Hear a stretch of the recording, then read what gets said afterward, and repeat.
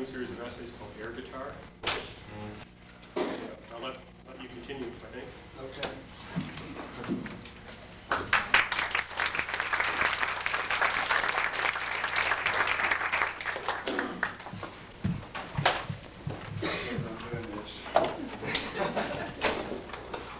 You realize it's like Game 4, Lakers, Rockets?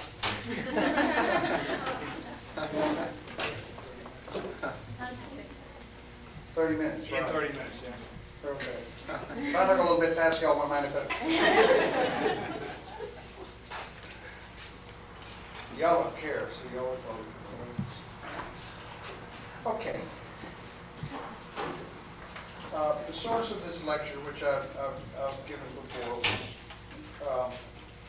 really comes from a couple of years ago. I was in, can y'all hear me? Let me turn it on.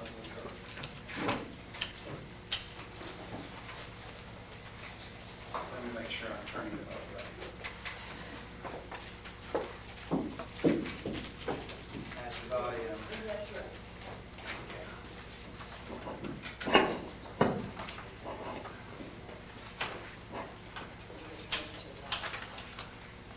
Although I had to kick the high end a little bit. I was sitting and doing an interview with Richard Serra about some drawings that he had done. These large casein drawings in which there's one large black rectangle sort of balanced delicately above another large black rectangle. They're called weights and measures drawing. And in the process of talking about them, we're sitting in Richard's studio, and his drawings are up on this long wall. And we sat there and we talked about it. The studio is kind of dark, and in the process of talking about everything in the world, we're talking about Montaigne, we're talking about Tiepolo, we're talking about Robert Frank, we're talking about Nova Scotia. Every once in a while, I would look up and I would say, oh, that one's working. And then we would talk along about other stuff like this, and then Richard would say, that one sucks. I'm going to ditch that one, it's completely fucked. And then we would go on and talk. And then we would say, he would say, what do you think, like an eighth of an inch right here? And then we would go on and talk. And this was a situation in which I felt some analogy. I felt like I'd done this before in some situation. I've sort of done it in artist studios before, but it occurred to me that the real analogy with this particular kind of way of trying to see things without looking at them while distracting yourselves with ancillary conversation, that this is basically the way if you're making a dance record that you listen to playback. You know, you go into, and I used to write songs for a living, so you go into the studio and you record this song, and you record it 2 or 3 times. These like 3 versions of this song are basically indistinguishable from one another if you made a notation of them. And then you play them back. But when you're playing them back, you don't play it very loud. You just kind of play it back, and then you talk about stuff, and then you go out on the porch. And what you're waiting for is this peculiar kind of bodily effect in which, while you're not paying attention to it, the noise goes in your ear and moves your foot. So that while you're staying there, if all of a sudden your foot is tapping, then it's like a dance record. The other recording, another recording that is to all intents and purposes exactly the same musicians, same session, same notes, same music. That doesn't happen.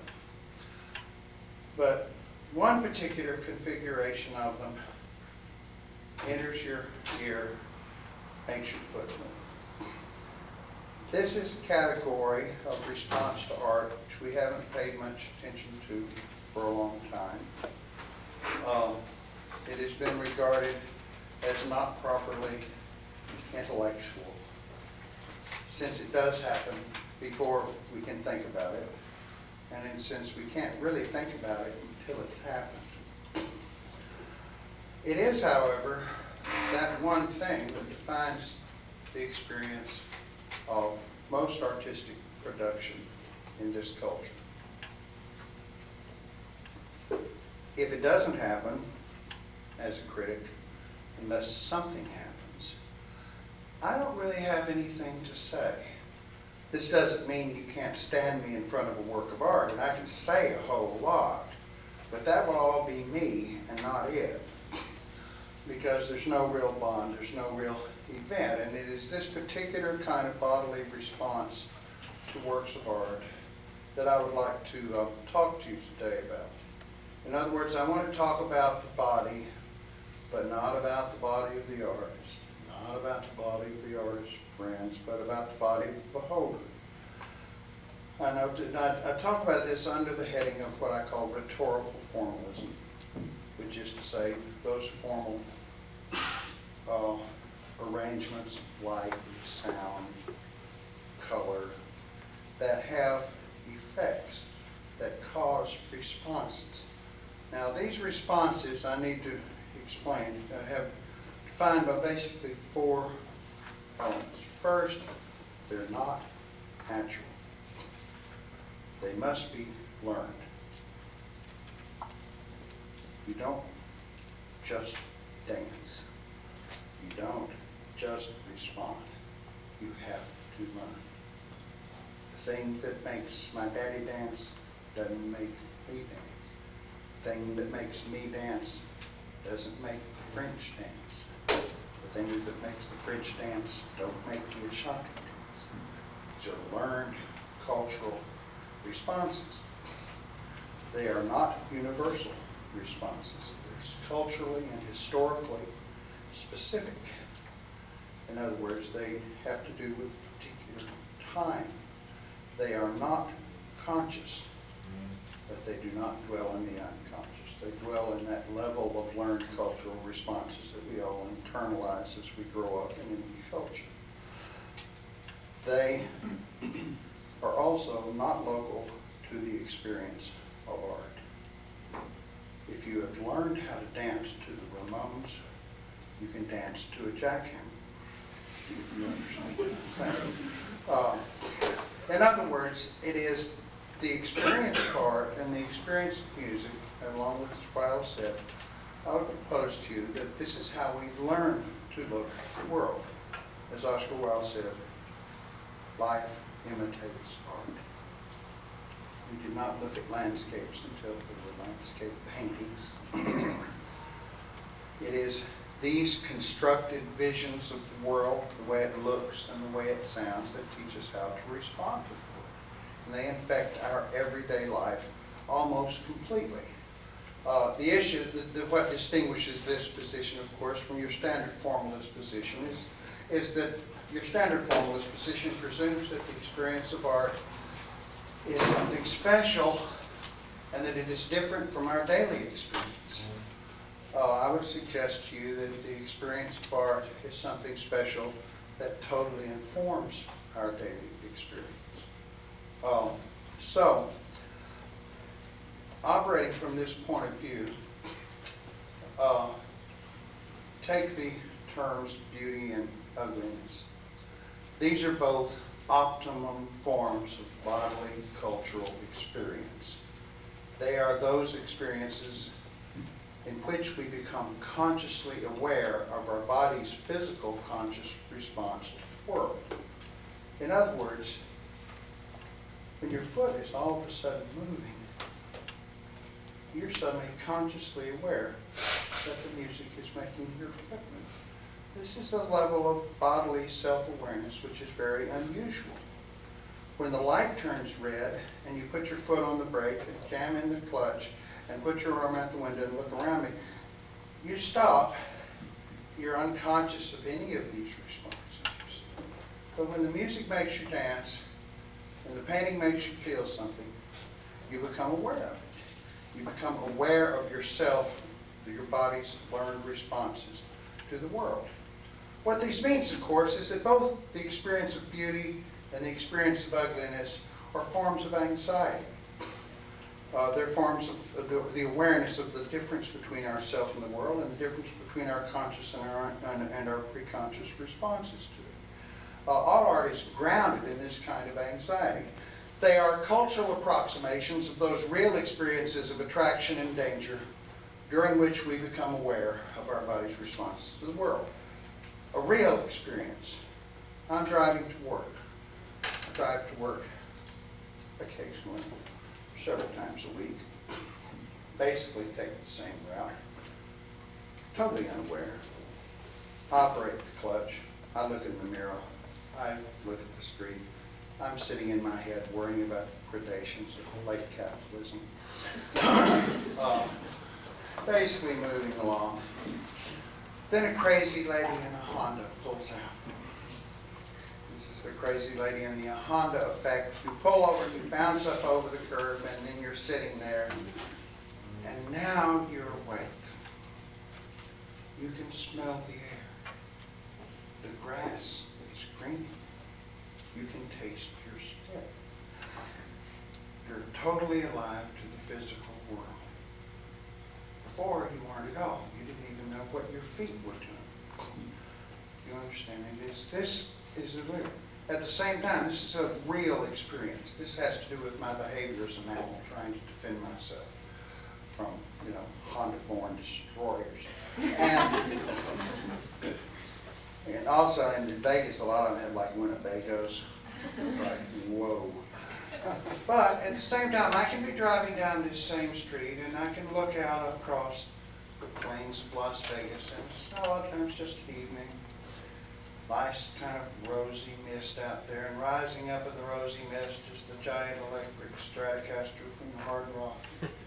Flowing off behind the giant electric Stratocaster in the Hard Rock is the pyramid of the Luxor. Lots of beautiful palms out there. I kind of go, oh, wow, it's really cool. And I respond to that. Now that is a cultural response. It relates to my experience of the history of landscape painting. It kind of actually looks like a Giron, if you're familiar with the French 19th century painter. And I have this sort of physical response to it. It's like, oh, great. And again, I stop worrying about late capitalism for a few minutes and pay attention to my physical response to the world. Now, these are responses, again, not so much to the world, but to the signs that the world presents to us. And I think it's important to understand when you're talking about semiotic response to the world, any sign in the world is bivalent. Actually, it's multivalent, but for our purposes, any sign is bivalent. It has what we call designative meaning. When I use meaning, anything is meaningful if it refers or infers something else. That's what we call meaningful. So it has designated meaning. Insofar as a sign has designated meaning, it refers to something different from itself. That is, if I say the word box, it refers to a physical box in the world. That's its designated meaning. But all signs also have what we call embodied meaning, which is how that sign relates to other signs that are like it. So the word box also relates in an embodied way to the word socks, to the word locks, and in a number of words in an embodied way. So any sign that we perceive in the world is always, any system of signs, the information, the response that we get to it is always a combination of what the embodied pattern means as it relates to what it designates in the world. The simplest example here, I don't know if any of y'all saw Wayne Thiebaud when he talked about Sorolla here, who's a Spanish impressionist. And he showed a very nice painting of this little orange in a window up against a blue sky. For people who live in the West, we encode our responses to color. And when we see orange and blue together, these have an embodied relationship which we have internalized in terms of complementarity. In other words, that there is a relationship that is complementary between this blue and this orange. And this is part of our cultural response, so that when the orange is there and the blue is there. These two colors relate, and this implies that the orange and the sky itself relate in some sort of meaningful way. So that this embodied relationship between the orange and the blue sky, and the orange and the blue, is enhanced by this relationship of complementarity. This is a rhetorical formalist effect. It's the same effect you have in Raphael's, I think it's the Annunciation, where you have, again, the angel with that beautiful, sexy orange wing up against this big blue sky. So that the relationship of the wing and the blue, the orange and the blue, and the orange wing and the blue sky is essentially complementary. We assume that there's some harmonic relationship then between that which is designated between wing and sky. These are embodied meanings. Now, the peculiar thing is, of course, is that insofar as that we are pre-linguistic mammals, we don't do designative meanings. We just do embodied meanings. And these are basic, most powerful embodied meanings, of course, to us as a species of mammals, have to do with survival and reproductive success. So the most powerful sets of embodied signs in any mammalian species relate to what? Sex and food, right? If I see food as an mammal, I'm going to try to eat it. If I see an attractive member of the opposite sex, I'm going to try to have sex with it, because I really am interested in survival and reproductive success. Insofar as I respond to these sets of signs that say sexy or say appetizing, I'm simply responding as a mammal. I'm responding like my noble beagle, Ralph. The thing about my noble beagle, Ralph, is he does respond to signs. But he is sneaky, but he cannot lie. You see, when he pushes his food dish around, that says, I'm interested in seeing something appetizing in the dish right now. When he starts to hump my leg, I know that he wants sex. Not necessarily with my leg, but this is the signage for it.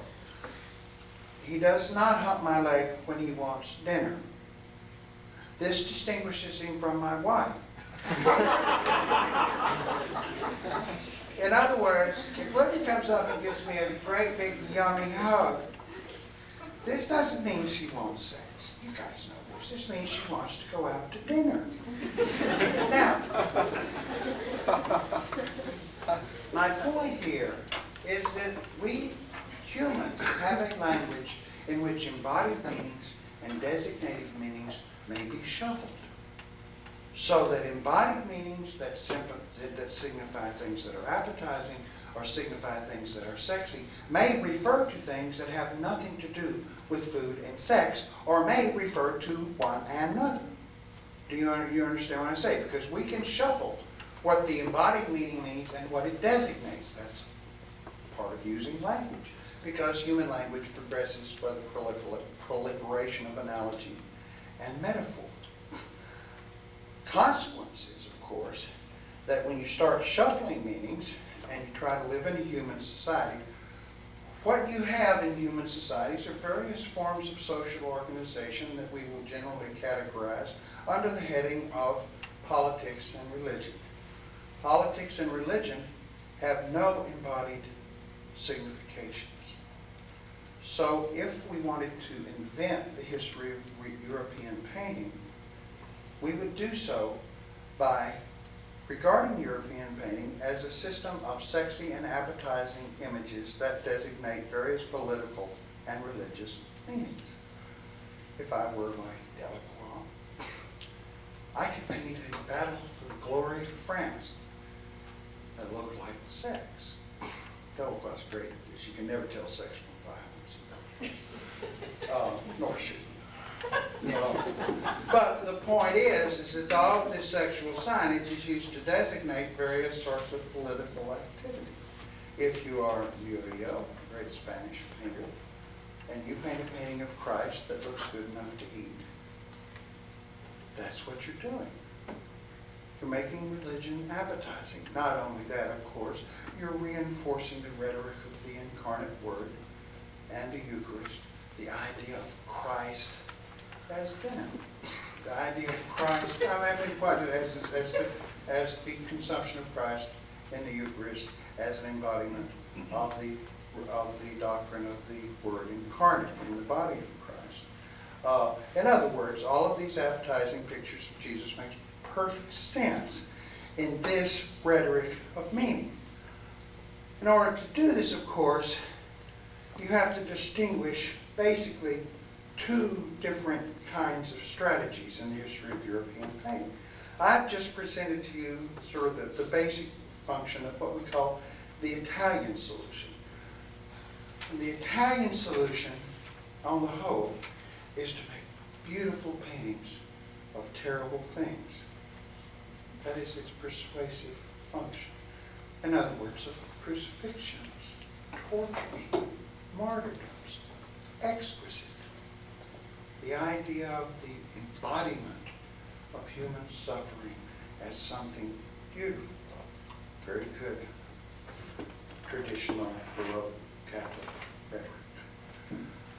This is the idea that somehow the body and the Word of Christ and the body of Christ and the Word of Christ are one thing, and you do this by making Christ and suffering look appetizing.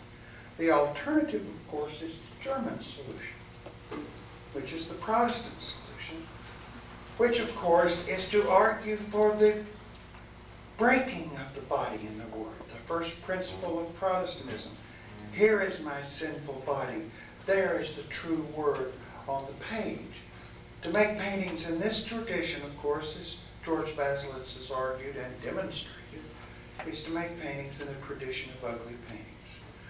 Because the German solution, of course, is to paint a beautiful woman who looks like the dog's breakfast. To de-appetize, sexualize the image. To paint a picture of dinner that looks like an execution.